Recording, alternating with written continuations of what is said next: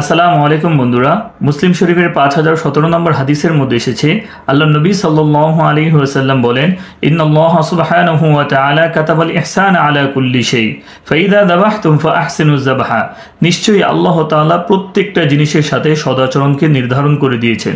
অতএব তোমরা যখন জবাই করো খুব ভালোভাবে জবাই করো। ওয়ালিউহিদ্দা আহাদুকুম শাফরাতাহু, আর জবার আগে তোমরা তোমাদের ছুরিটাকে খুব ভালোভাবে ধার করে নাও।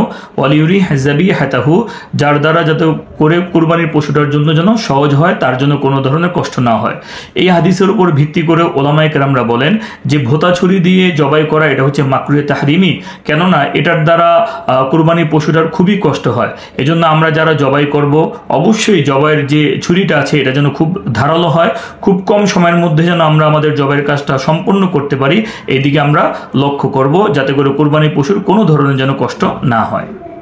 আসসালামু আলাইকুম বন্ধুরা, আমাদের সমাজের মধ্যে একটি বিষয় অত্যন্ত প্রচলিত আছে, সেটি হচ্ছে কুরবানির আগ মুহূর্তে কুরবানির দাতা অনেকগুলো নাম লিপিবদ্ধ করে যিনি জবাই করতে আসে তার সামনে পেশ করে।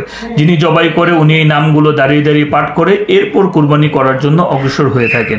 আপনি যদি কোরআন, হাদিস, এমনকি ফতোয়ার কিতাব ঘেটে দেখেন, তাহলে আপনি এই নাম দেওয়া এবং নাম পাঠ করার কোনো পদ্ধতি আপনি খুঁজে পাবেন না। আপনার একটা বিষয় মনে রাখতে হবে, কারোর নামে কুরবানি হয় না, কোনো ব্যক্তির নামে কুরবানি হয় না, কোনো মানুষের নামে কুরবানি হয় না। কুরবানি হয় আল্লাহ তাআলার নামে।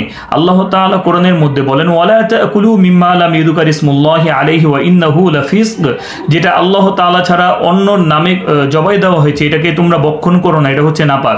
এজন্য আমি আল্লাহ তাআলার, আমার পক্ষ থেকে আল্লাহ তাআলার নামে কুরবানি দিব এবং এর সওয়াবটিকে আমি সকলের কাছে পৌঁছাতে পারবো। এইভাবে আমরা কুরবানি দিব। নাম পাঠ করা এটা কোনো জরুরি বিষয় না।